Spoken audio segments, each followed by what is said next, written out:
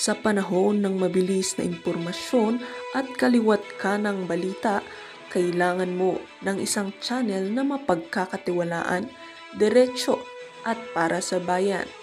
Ito ang Balitang Pambansa, ang iyong bagong tahanan ng mainit na issue, tunay na impormasyon at mga balitang hindi mo dapat palampasin. Mula sa mga trending na kaganapan sa social media hanggang sa mga seryosong isyong pambansa. Bantay kami sa bawat sulok ng bansa para sa iyo. Hindi lang basta chismis, kundi validated news, mga impormasyon na may batayan at mga kwento ng tunay na buhay Pilipino. At kung gusto mong laging nauuna sa kaalaman, huwag kalimutang mag-like, mag-share at higit sa lahat, mag-subscribe. Dahil sa Balitang Pambansa, balita mo, boses mo, bayan natin ito.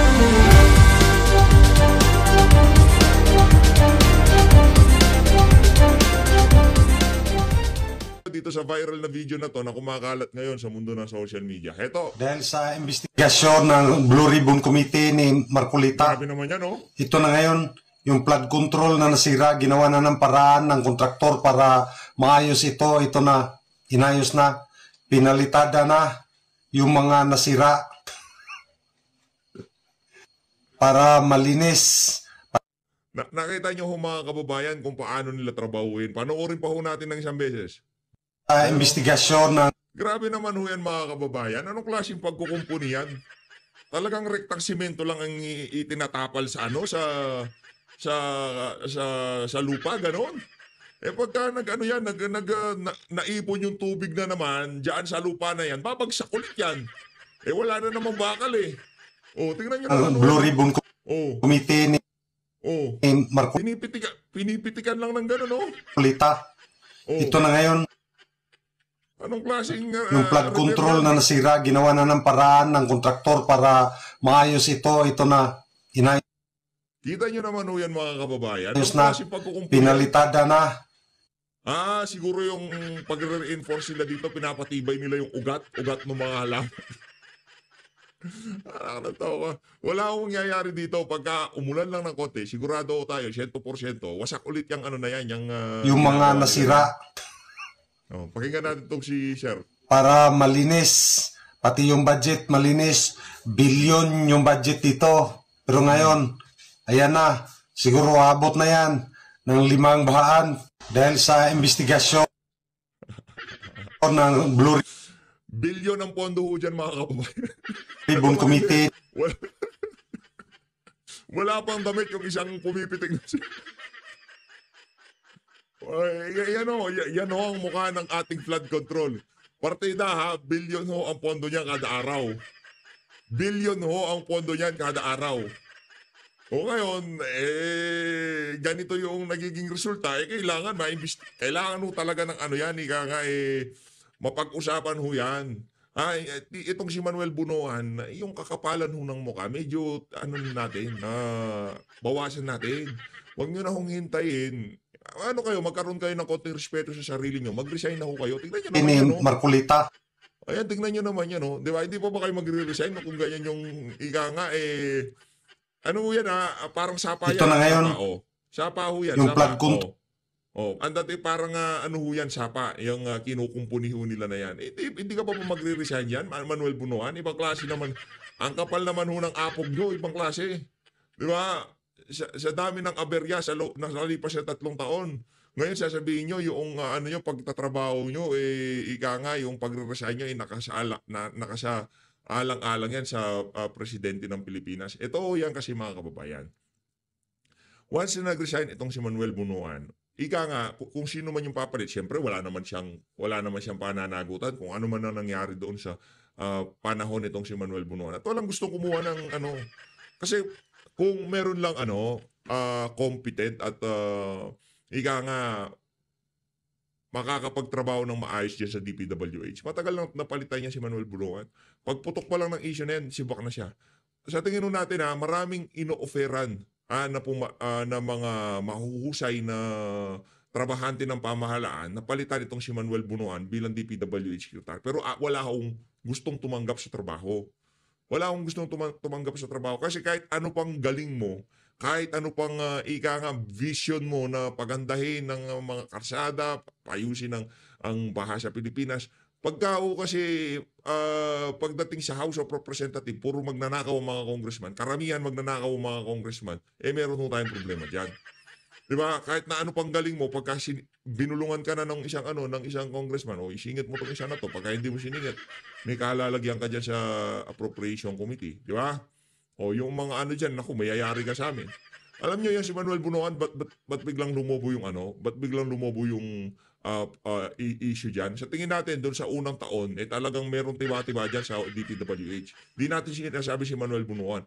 Kaso na umpisahan na nila, ika nga napasubo na itong si Manuel Bunuan, o kung sino man yung official dyan, nakapag-umpisa na sila. Ngayon, sa mga susunod na taon, kaya tuloy-tuloy na, pagka hindi ka umano dyan, baka meron tayong mapag-usapan sa mga committee dyan. Baka merong flood control na mapag-usapan dyan. Kaya yung mga sinisingit namin dyan, huwag mong pakialaman. Ganun yung naiisip natin kung yan dahilan ng kanyang bakit ayaw niya magbitiw Siya kadahilanan na siguro pagka iba na nakaupo dyan sa ahensya na yan, lahat ng mga files, records at kung ano man ang tinatago nitong si Manuel Bunuan ilalabas kung sakaling matanggal yang si Manuel Bunuan. At marami siguro kakanta diyan sa DPWH na kung saan yung tono hindi magugustuhan yang si Manny Bunuan. Di pa to tayo dito kay Arnold Clavio. Ito mga kababayan, medyo na-trigger lang tayo ng konti kagabi nung nabasa natin itong post na to. Ang sabi ko kasi nitong si Arnold Clavio, siguro pinatutungkulan niya dito itong si Mayor Vico Soto. Ito, lakihan natin ng konti. Ito, ano ang alam mo sa profession namin, Mayor? Siguro binabanggit niya dito si Mayor Vico Soto. Ano ang gray area na binabanggit mo? Gusto kong malaman. Bakit ako sa iyo ito, Mayor? Huwag na tayong maglokohan. Talaga? Alam mo, Arnold Clavio, ikaw, ngayong mga panahon to, laos ka na. Paano ka ba naman hindi malalaos? Yung mga tanong sa'yo, hindi mo pa rin nasasagot. Diba? Pangalawa nito, yaang profesyon nyo ho, yaang pagiging journalist, di ko linalahat, may matinong journalist. Di ko linalahat, pero karamihan ho sa inyo bayaran. Di ko linalahat pero karamihan sa inyo bayaran ng mga politiko. At hindi ho hindi ho sikreto yan. Public knowledge ho yan. Pagkayang balita, nababasa ng mga kababayan natin, pagka ito binabaling sa isang politiko o sa naratibo ng administrasyon, alam mo namin yan. Yung mga binabalita nyo sa GMA, sa mga nakalipas na 3 taon, yung naratibo sa Malacanang.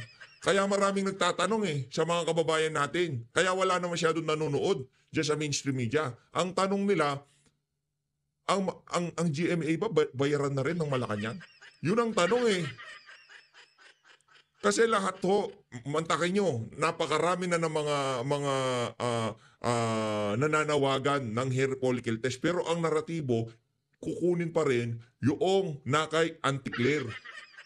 Yung naratibo ng administrasyon. Sa kabila ng napakarami ng mga sinyales na itong ating presidente, hindi natin malaman kung nasa tamang katinoan, pero ang naratibo pa rin ng mga mainstream media na to, kulang na lang pagtakpan nila na sabihin na hindi nagpupulburin niya si Marcos Jr. Di ba?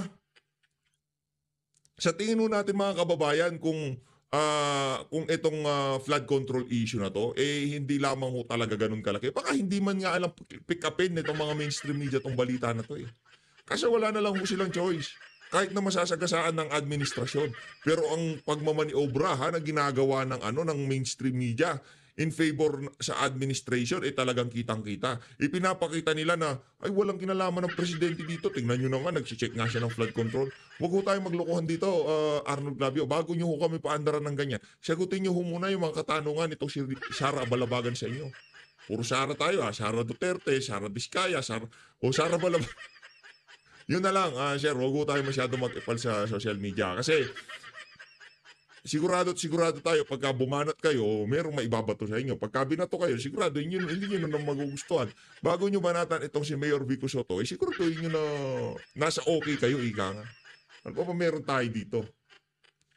Ay, kay Yormi ito, sa susunod na lang ho na video. Ito mga kababayan, lipat ho tayo dito kay Attorney Trix. Malupit itong pag-uusapan niya dito. Umpisahan ho natin. Nagbabagang issue ngayong araw na ito, the past few days, ay tungkol doon sa mga features na ginawa ni Corina Sanchez at ni Julius Babaw on the Diskaya couple, in particular na kay Sara Diskaya. Si Sara Diskaya ay isang mayoralty candidate nung nakaraang eleksyon sa Pasig City na kinalaban si Vico Soto. Si Vico Soto po ang nag-raise ng alarma tungkol dito sa mga features ng dalawang batikang journalist. Ayon kay Julius Babaw, hindi naman daw ito, ang kanyang feature ay hindi naman daw news article o in-upload for broadcast on television. And in fact, hindi ito ABS-CBN or any network related. It was in fact uploaded on his own YouTube channel.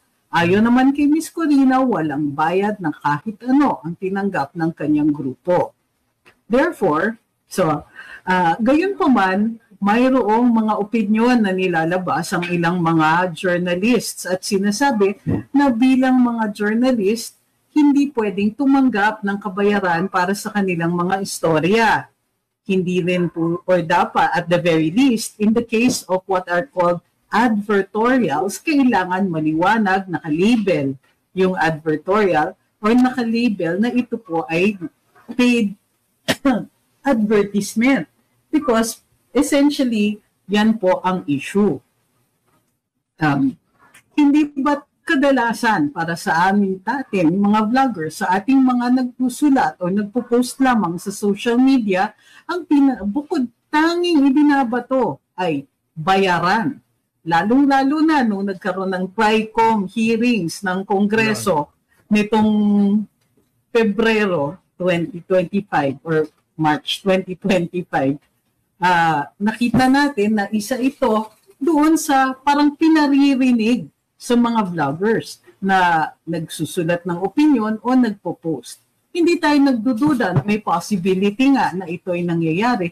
Ngunit itong una ay parang pinalalabas lang na napaka-eksklusibo nito para doon sa mga vloggers. Ngunit nakikita natin na nagiging issue pa rin pala even in straight journalism. Actually, yung charger ko hindi.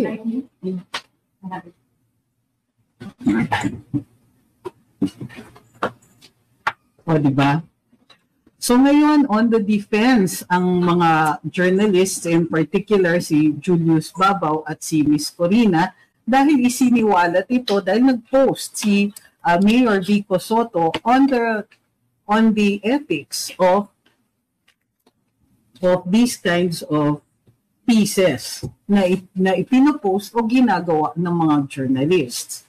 Bukod pa dito, isa pang issue ay it was a campaign piece. Pero sabi ni Ms. Corina, ito daw ay ginawa bago pa nag-umpisa ang campaign period. Gayon. Ano ho yun, yung kay Corina, bago pa inumpisahan? Siyempre, ano na yun ika nga, ano pa lang, alimbawa, gusto mong tumakbo ng posisyon sa pamahalaan, o ano pa lang yung December pa lang, o baka September pa lang, nasa utak mo na, tatakbo kaya ako kakalabanin ko kaya si Vico Soto. Hindi naman noong, sa taon pa lang ng kampanya, doon mo lang maiisip yan. Ano naman yun, yung napakalim ng paliwanag na yun, napakalim ng palusot na yun, ika. Paman hindi mai-ignore na kandidato si Madam Sara Diskaya dito sa last elections. But even more, kaya po lalong nagiging issue ngayon ay dahil ang Diskaya couple ay isa doon sa tinuturing na involved sa mga flood control projects. Okay. Ayaw mo ito. Sir Beres. Dito si Sir. Okay. Isa siya sa itinuturing, ang Diskaya couple ay mga tinuturing na yun nga involved sa flood control projects. pag pinanood ninyo ang mga interviews, in one instance or at least one instance, inamin nila na mayroon na ang kanilang yaman ay nanggaling sa pagiging kontratista para sa gobyerno. And in fact, inamin nila na hiniram nung umpisa nila ang lisensya ng tatay o relative ni Madam Sara Diskaya para makapag-umpisa sa pagiging kontratista. Mayroong mga inadvertent na admissions na posibleng may questionableng mga practices ang mag-asawang ito. So, magiging ganito kaya kalaki ang issue na ito kung hindi na isiwalat ang tungkol sa flood control? Well, we don't know right now. Pero what we do know is that hindi lang po pala ito limitado sa mga vloggers. Sandali lang po. Please, hindi. Ganda ng punto na yun ni Attorney Trix, no? Dati pinaparatangan lang mga vlogger ang bayaran. Anak ng toko, ngayon iba na uusapan. Dito sa nangyayari na to, ano na ho, yung yung credibility nitong mga journalist na to, kung tawagin nila, meron daw ho silang, sinusunod na ethical standard, kung tawagin nila, no? Yung ethical standard nila, wala ho kwenta mga kababayan. Kaya meron ho silang kung tawagin gray area nitong si Mayor Vico Soto. Pagka ito, in-upload mo naman sa iyong personal na social media page, okay lang, kahit na di umano, nagpabayad ka ng, binayaran ka ng 10 million sa mga gagawin mong content dyan sa content mo na yan. Di ba? Klase, di ba? Ano lang yun, di umano. Base yan kay Mayor Vico, di sa atin. Charge? How did you get in? Hindi nag-charge, Lisa. Nakakabit ba? Yes, it's kabit. Why is it not charging? I-switch ko. Sige. Thank you. Okay. Bago tayo magpatuloy, huwag pong kakalimutan, like, share, follow, and subscribe. Sabi ni Miss Awi, slip of the tongue ba ang nangyari na yan sa mga Diskaya? So, hindi po natin sure. Titignan natin. Yeah, we don't know for sure if or posibleng naniniwala sila that that was okay. So let's see. Nasaan yung gamot ko? Yung sinabi ni Alvin. Yung mga ganito.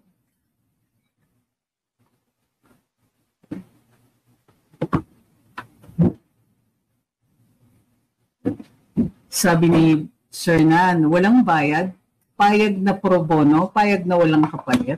Well, hindi natin po alam kasi nga ang kita ng mga ganitong klaseng storya, lalong-lalo na sa mga broadcast journalists, ay po advertising.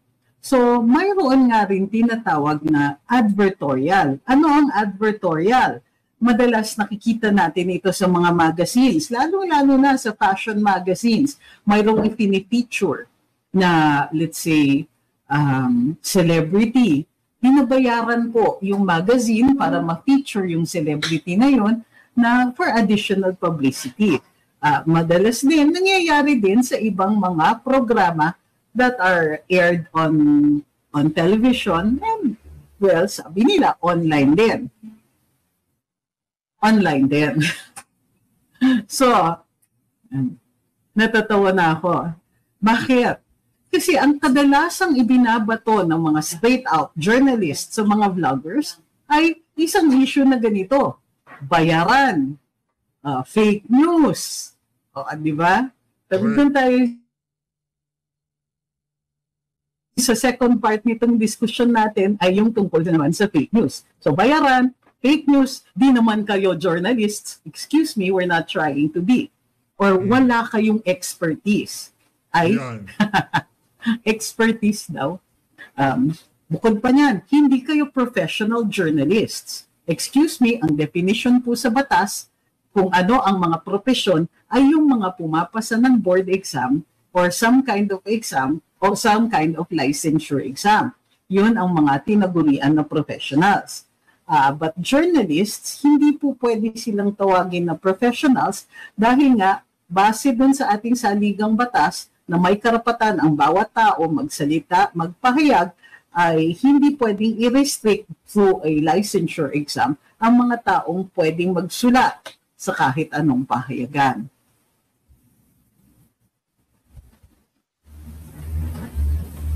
So, doon sa mga advertorial o sa mga feature stories na ginawa sa Diskaya couple, medyo some people might find it a little much. Kasi nga, mayroong portion doon na pinapakita ang 40 na mamahalin at imported na mga sasakyan. At ang sinasabi ay yumaman sila bunga ng, I know it's a cliche, kumbaga parang sipag at tiyaga. Ngunit, underneath it all, at lalong-lalo na ngayon na under the spotlight ang mga kontratista ng gobyerno who may or may not have links to certain legislators, ang question is, legal ba yan? O legal ba ang nakuha ninyo bunga ng inyong sipag at tiyaga? Saan ba talaga kayo nagtsatsaga dyan? So, what we really just like to point out here is that issues of bayaran or ano ba yung iba na non-professionals or yung mga fake news is not exclusive to any particular platform. Maging social media yan or broadcast media. Maging broadsheets, magazines, or anything online. Lahat ng mga issue na ito ay kumbaga, ay tumatawid. The platforms no longer matter. What matters here is that binabalanse natin ang interest ng pagbibigay ng impormasyon o pagsasalita at pagpapahayag doon sa need to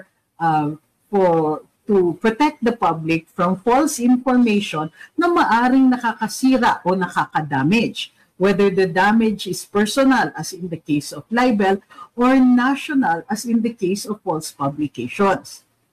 Kailangan tuloy-tuloy ang usapan ng fake news, ng bayaran, and so on, pero it is no longer possible para sa mga straight-out journalists, kumbaga, journalists who studied and are in the profession in a particular traditional media, hindi na nila maaaring sabihin yung mga terms na yon as though they are limited only to the wild, wild frontier of the internet. Kumbaga, itong mga condescension na pinapractice o ginagawa ng mga nagtatawag sa sarili nila ng mga journalists ay hindi maaari, cannot look down on social media anymore. Nakikipagsiksikan nga kayo sa atin dito eh. And the space is wide. Ang laki ng internet. Anybody can be here. Anybody can speak. Anybody can post. Nakikita natin na yung condescension ay nagiging bunga ng maraming tumatangkilik sa mga nagpo-post ng opinion on social media. Pero makikita natin, nung wala pa ang internet, sino yung mga sikat na mga manunulat sa mga pahayagan? It was the columnists. Nagpapahayag sila ng kanilang opinion. So kung mayroong mga ganon, bakit hindi pwede sa social media? At mamimili na lang ang mga tao doon sa mga may kino-consider nila na may value ng mga manunulat. Kahit anong plataforma, it is the value of what is written na bumibenta in the marketplace of ideas. Hindi naman maganda yung mismong isang grupo nagsasabing hindi kayo pwedeng magsalita or dapat kayo nire-regulate. Aba, pag niregulate mo ang mga journalists, you run afoul of the Constitution. And who is to say that you can regulate social media? Yeah? But that's not what we're looking for. The laws are in place. Kailangan lang siguro ayusin ng ating Kongreso kung ano yung mga maa-adapt natin to social media na mag-penalize sa mga tao na deliberate na nagpapakalat ng balita na nakaka-damage. Balita na hindi totoo at nakaka-damage. But we will have to define ano ba ang damage.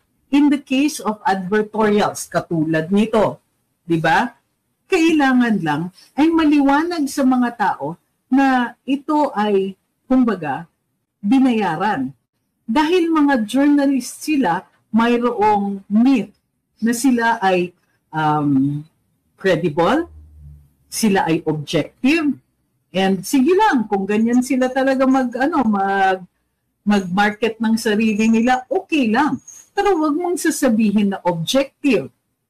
Oh, di ba? At hindi kayo bayaran when as a matter of fact, there are such things as advertorials, even in the most traditional of traditional media. So, but wait, there's more. Kailan lang, di ba? Mayroong isang politician na nagsabi na si VP Inday daw ay walang karapatan, hindi naman walang karapatan, ay grabe daw magsalita. Samantalang isa daw siya sa worst na DepEd secretary. Ay, ano ba ang pinagbunga niyan? Bago tayo tumuloy, may mga katanungan po ba kayo doon sa na natin mga sinabi?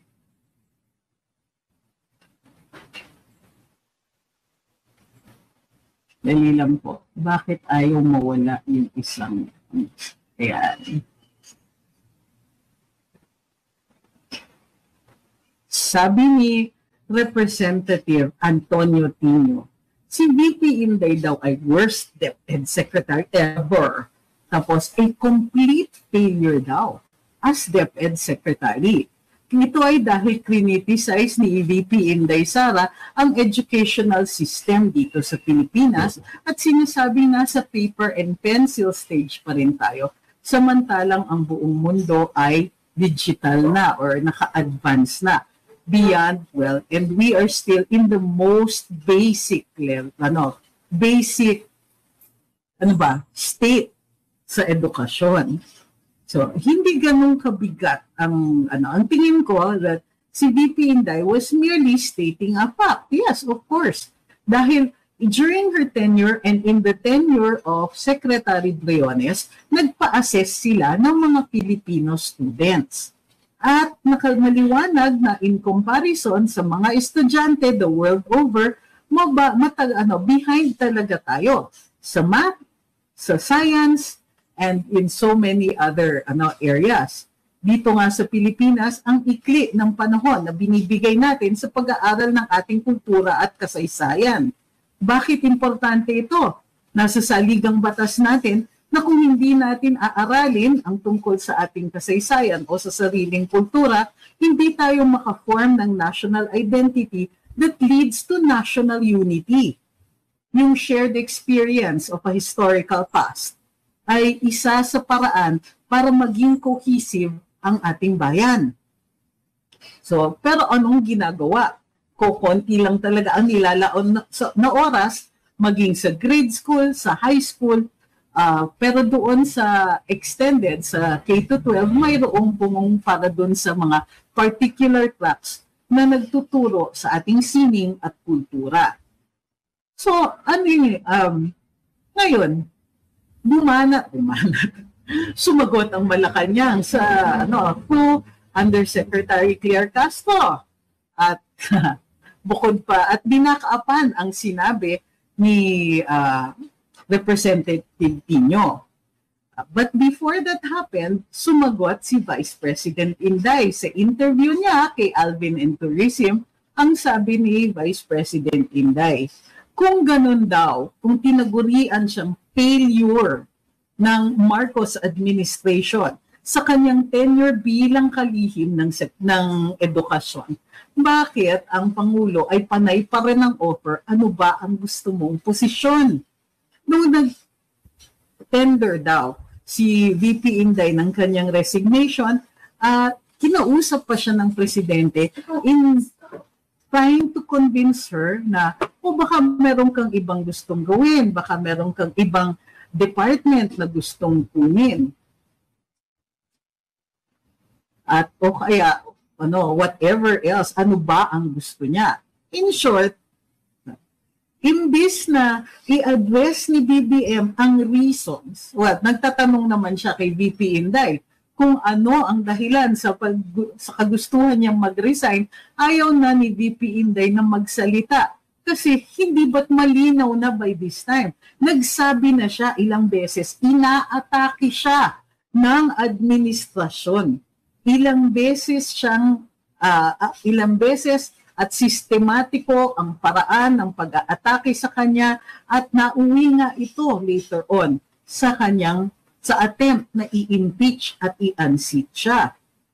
Hindi na siya sumagot dahil, hello, kung hindi alam ng presidente, then perhaps it is a good thing na umalis si VP Inday. Kung clueless ang presidente na ang mga sarili niyang tao ang umaatake sa kanyang vice-presidente na up to the last minute he was trying to get her to stay. Anong klaseng administrasyon yan? Ano ngayon ang resback ni Undersecretary Claire Castro?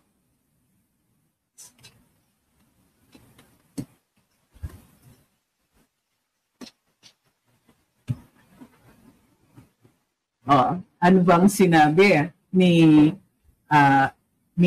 Yusek Claire tungkol dito? Sabi ni Yusek Claire, binigyan siya ng pagkakataon. Pinagkatiwalaan siya ng Pangulo since 2022 to 2024 para maging DepEd Secretary. 2 taon halos na siya ay dapat nagtrabaho. Kung ano man ang kanyang nireklamo, dapat natupad na sana niya nito ng kanyang doong panahon niya. Ang kasamaan palad ni Undersecretary Claire Castro ay sumabog ang issue ng flood control. At nakita din natin na 3 taon na tila tutulog-tulog ang presidente at ngayon nagre-reklamo na yung mga tao niya ay corrupt. Ang mga kontratista at mga tao who are closely associated with his administration ay corrupt at hindi ginawa ang kanilang hindi isinaayos o hindi inayos ang flood control. So yun po ang problema ni Undersecretary Claire Castro is that out of timing yung kanyang sagot. 2 years daw si VP Inday para ayusin. Ngunit, how are you going to do in 2 years? How are you going to undo in 2 years what is taken a generation to deteriorate? Diba? In fact, maganda na nga na may mga itinuring siya na mga immediate problems such as but not limited to recruitment, child abuse, yung pagtuturo mismo, inilagaan ni VP Inday ang mga teachers at binigyan ng solid na 2 buwan ba na bakasyon. Yung hindi sila ginugulo year-round para may pagkakataon silang magpahinga din. Dahil ang trabaho ng isang guro ay hindi natatapos pag natapos ang school day. May gawaan pa ng lesson plan. May mga reporting pa. At ang isang guro ay responsible hindi lang dun sa natututunan ng bata, kung hindi pati yung capability ng bata na matuto. Pati yung safety ng bata while the child is in school. So, hindi biro ang mga ito. Ngunit siniguro ni VP Inday na upang maging mas effective ang kanilang pagtuturo, inalagaan din ang needs ng ating mga guro.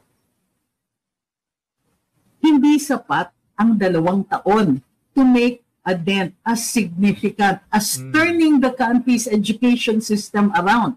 But she certainly made very significant improvements. Ang problema nga, medyo ang tawag dito ay off-the-cuff remarks, hindi na paghandaan. And the problem is, ang talagang tinira lang di ba education secretary ka, bakit humihirit ka tungkol sa sorry state ng edukasyon? Because, perhaps Undersecretary Claire Castro should take this into consideration, because the Vice President had an intimate, insider look as to what is plaguing the educational system.